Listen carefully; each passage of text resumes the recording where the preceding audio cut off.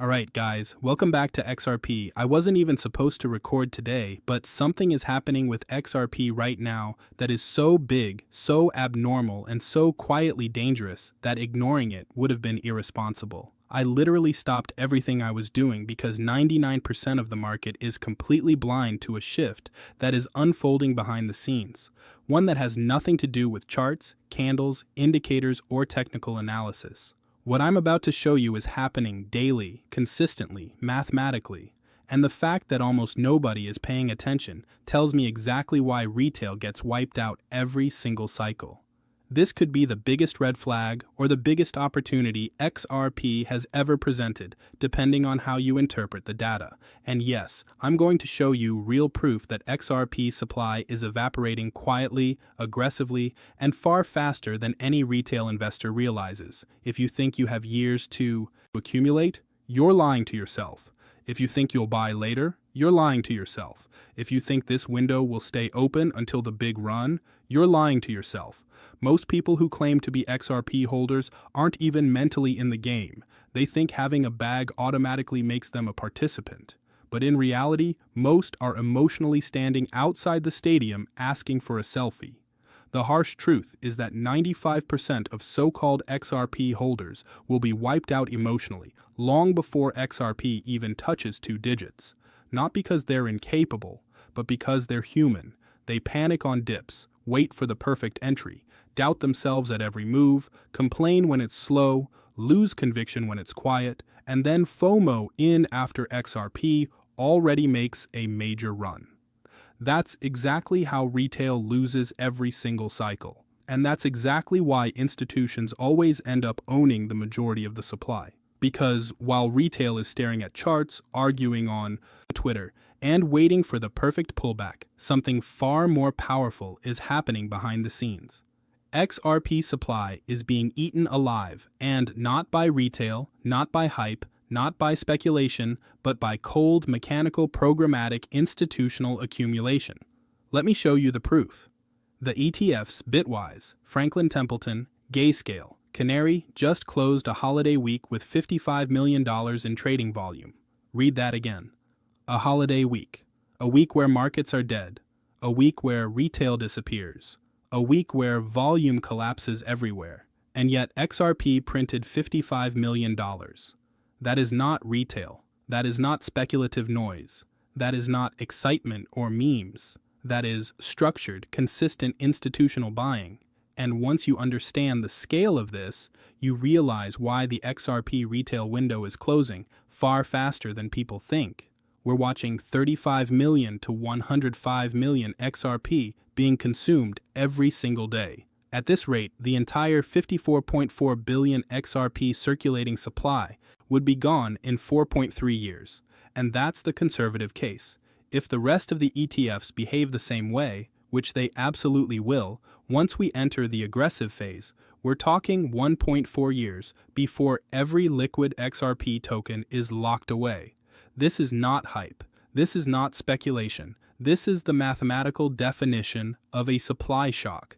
And the people who keep saying, "I'll load up later," aren't paying attention to how institutional accumulation actually works. Institutions don't hesitate. They don't panic. They don't wait for dips. They accumulate every single day, whether the market is awake or asleep. Retail hesitates. Retail doubts. Retail sells too early. Retail buys too late. Retail tries to time the bottom. Retail tries to outsmart the market and ends up getting priced out emotionally before supply even disappears. The saddest part, by the time retail realizes the window is closing, the window is already gone. The door doesn't slam shut with fireworks. It closes quietly, one ETF inflow at a time, one liquidity drain at a time, one institutional settlement at a time. And that is exactly what's happening to XRP right now. The supply is evaporating silently and predictably, while most people are distracted by the wrong things. If you're watching this, you're already ahead of 99% of the market. What you do with this information is up to you. When you actually sit down and look at the numbers instead of the noise, the reality hits you like a brick. XRP isn't just being accumulated, it's being devoured. And this isn't happening randomly or emotionally. This is structured, calculated daily absorption from entities that do not care about dips, do not care about sentiment, and do not care about retail hesitation. Bitwise, Franklin Templeton, Gayscale, Canary Capital at these ETFs just posted $55 million in volume during a holiday week, a week where markets normally sleep. That alone should terrify anyone who thinks XRP still operates on retail cycles, but the deeper you go, the more the picture becomes impossible to ignore.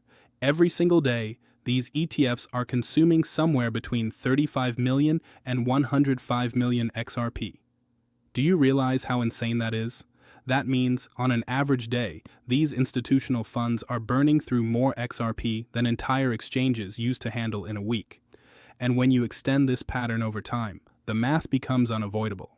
At the current consumption rate, the full circulating supply of 54.4 billion XRP would be exhausted in roughly 4.3 years. And that's assuming everything stays exactly the same. No acceleration, no new ETFs, no scaling of demand, no additional institutional products.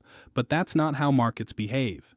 Demand increases, liquidity thins, institutional pipelines grow.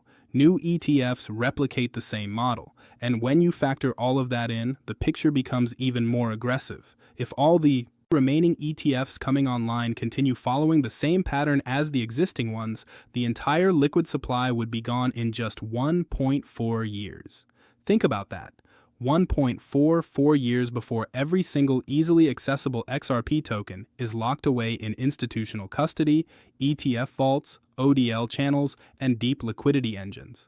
Retail keeps thinking they have years to pick their entry. Meanwhile, institutions are literally draining the pool day by day without pause, without emotion, and without giving anyone a warning. This is what a real supply shock looks like. Not Twitter hype, not wishful thinking, not theories, just math.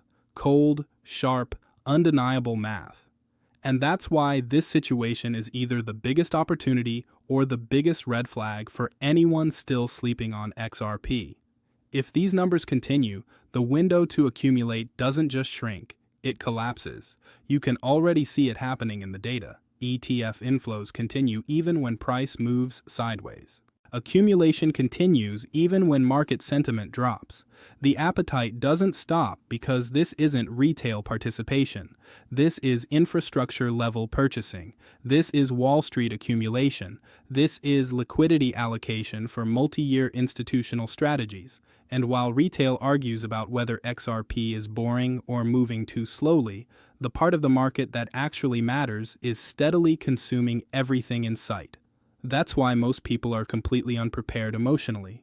They believe XRP will move slowly forever. They believe they'll get one last dip. They believe they can time the pullback. They believe they can buy the bottom. And while they wait, while they hesitate, while they look for confirmation, institutions are emptying the shelves one pallet at a time. What retail calls boring price action, institutions call perfect accumulation conditions. This is the quiet phase, the accumulation zone that nobody recognizes until it's already over.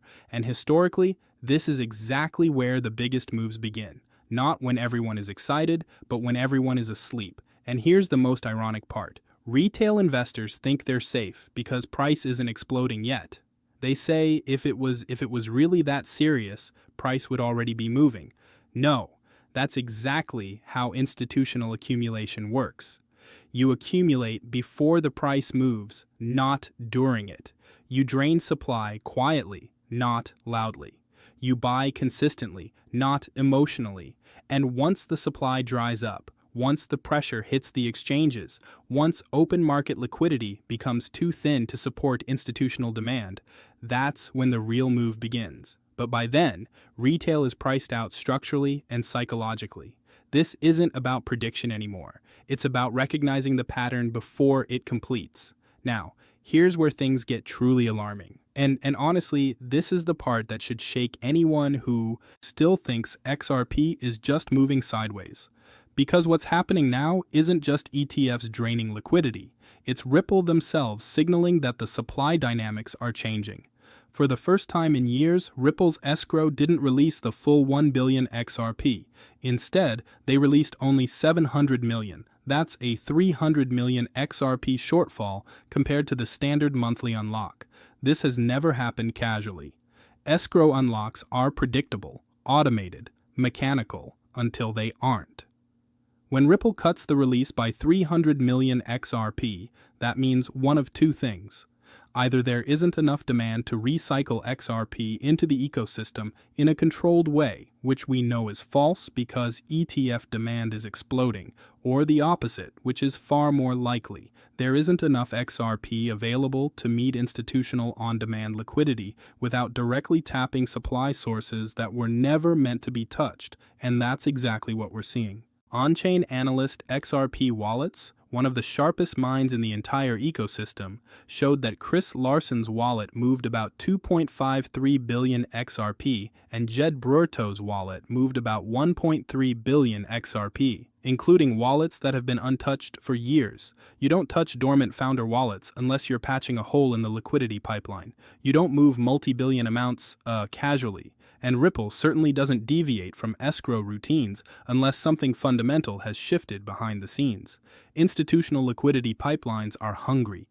ETFs need continuous replenishment. Market makers need reserves. ODL corridors require constant flow. And according to XRP Wallets data, the open market simply does not have enough supply to sustain real-time institutional demand anymore. So where do they go? They go to the deepest, oldest pockets, founder wallets. This should tell you everything you need to know. XRP is no longer sourced from exchanges or OTC alone. It's being sourced from the deepest pools of original supply, meaning demand has reached a level where even Ripple's internal buffers are starting to tighten. And if you think that's the end of it, it gets even more intense. XRP Wallets reported that price might need to rise above $5 just to extract the remaining 1.9 billion XRP still available for retail consumption. Not to moon, not to hit an ATTH, not to satisfy long-term demand, just to extract the last tiny sliver of accessible supply sitting on public exchanges. That means if ETFs keep accumulating at the current pace, if institutions continue draining OTC pipelines, if founder wallets keep getting tapped, and if escrow keeps adjusting, XRP price may be forced upward simply to allow the market to pull the remaining retail liquidity out of hiding. This is what most people don't understand about supply shocks. The price doesn't rise because people suddenly love a project. It rises because there is nowhere left to buy at the current price. Liquidity disappears, order books thin, exchanges become starved, and market makers have no choice but to chase higher prices to fulfill settlement obligations. That's not hype. That's the mechanical DNA of every historic supply-driven explosion in financial markets. And while all of this is happening, retail is still asleep, still making jokes, still waiting for a cheaper entry, still assuming XRP will remain boring forever. Meanwhile, behind the curtain, the supply foundations are being ripped apart brick by brick. Founder Wallets opening is the ultimate red flag or the ultimate confirmation that institutional demand is now operating at a level retail has never experienced before. XRP is transitioning from a retail asset to an institutional rail. And when that shift completes, retail will no longer dictate the price. They will simply react to the price institutions set. That's the part nobody is prepared for.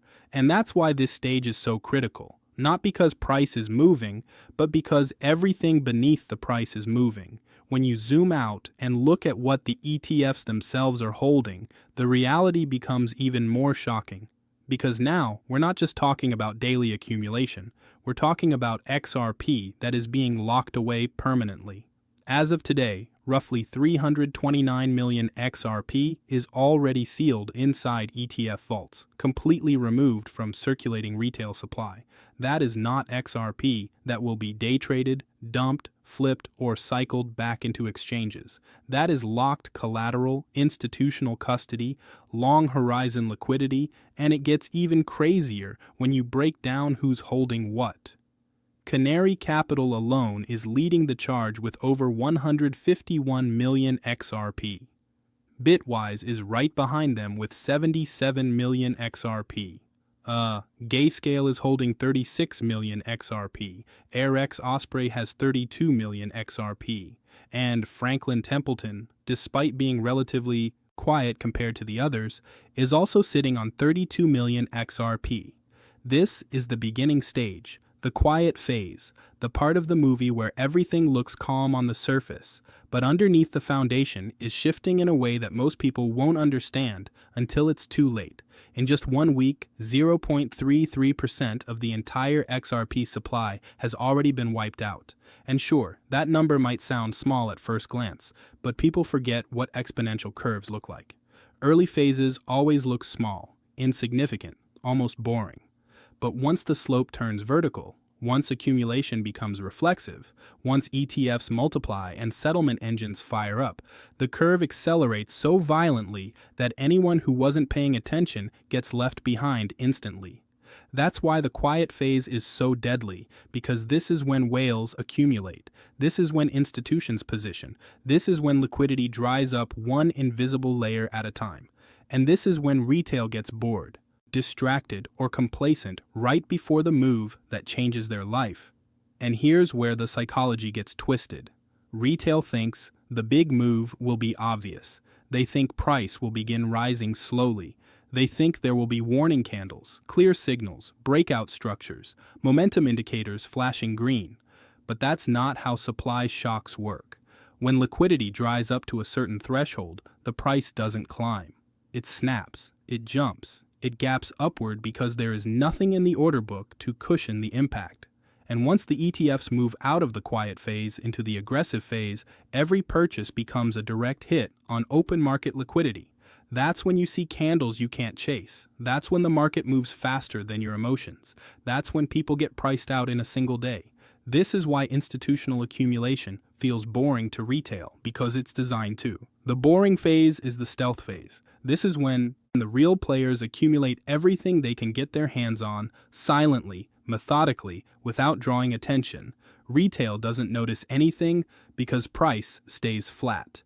Meanwhile, the back-end data, the vault allocations, the net inflows, the supply distribution, the founder wallet activity all point to the same conclusion.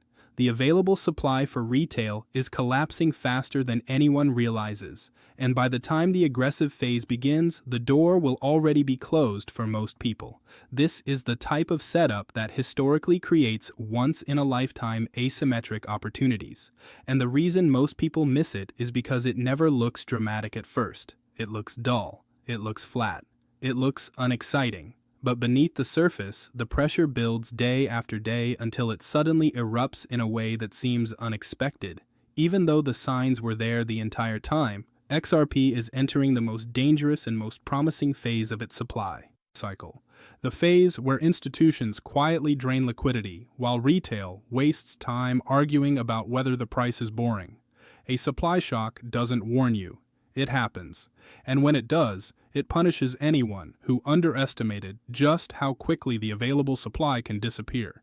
Here's where everything comes together. And honestly, this is the part nobody wants to hear, but everyone needs to understand, because the biggest threat to XRP investors has never been the charts, never been the news cycles, never been the lawsuits, exchanges, or FUD. It has always been the psychology of retail.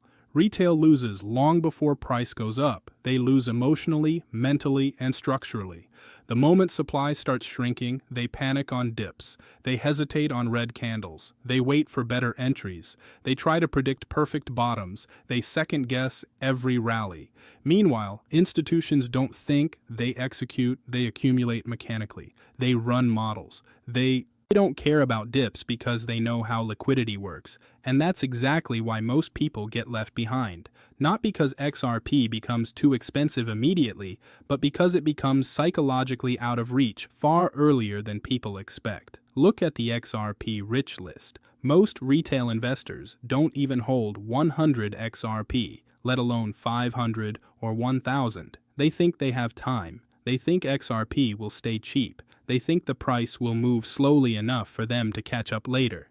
But that isn't how supply mechanics operate. As supply shrinks, the psychological entry point rises. When XRP reaches $5, the same people who talked big at 50 cents start saying, maybe I'll buy when it dips. When it reaches $10, they say, it's too expensive now. Like, when it pushes toward $50 or $100, they're gone entirely, priced out, not financially, but mentally. This is exactly how Bitcoin left millions behind. People laughed at $250, then at $1,000, then at $10,000. Eventually, the market didn't wait for them. XRP is following that exact psychological curve, and most retail investors don't recognize the pattern until it's too late. Meanwhile, what's actually happening under the hood is undeniable. ETF demand is exploding. Daily accumulation during a holiday week is higher than most altcoins see a month. Ripple reduced its escrow release for the first time in years. Founder wallets that sat untouched are suddenly providing liquidity. On-chain data confirms there is only about 1.95 billion XRP realistically available for retail buyers. And at this trajectory, exchanges could run out of XRP far faster than anyone expects. This is the phase where prices feel boring, where social media thinks nothing is happening, where the masses make jokes because they don't understand fundamentals. But historically, these are exactly the moments where the biggest opportunities are hiding in plain sight. If you're watching this right now, you're in a position most people will never be in, or you're early. Not early in hype, but early in understanding, early in seeing the mechanisms before the outcome, early in recognizing the quiet phase before the storm phase. The moment ETF demand reaches critical mass and liquidity tightens to the point where the market must re-prick to access remaining supply, it won't move gradually, it will re-prick violently, and by that time, retail psychology will break. Not because of fear, but because of disbelief. They'll look at the chart and say, there's no way I'm buying now, even if that's the moment institutional engines ignite phase 2. Now, before we wrap up, let me be absolutely clear for compliance. Nothing in this video is financial advice. This is educational analysis based on publicly available information. Crypto is volatile, unpredictable, and carries risk. Always do your own research. Always make your own decisions and never invest more than you can afford to lose. I'm just here to share data, logic, and perspective as this ecosystem evolves. If you made it all the way to the end, drop a comment below and tell me whether you're still bullish on XRP after seeing what's happening behind the scenes. And with that, I'll see you in the next video. Stay sharp, stay informed, and stay ready, because this next phase is going to separate the spectators from the survivors.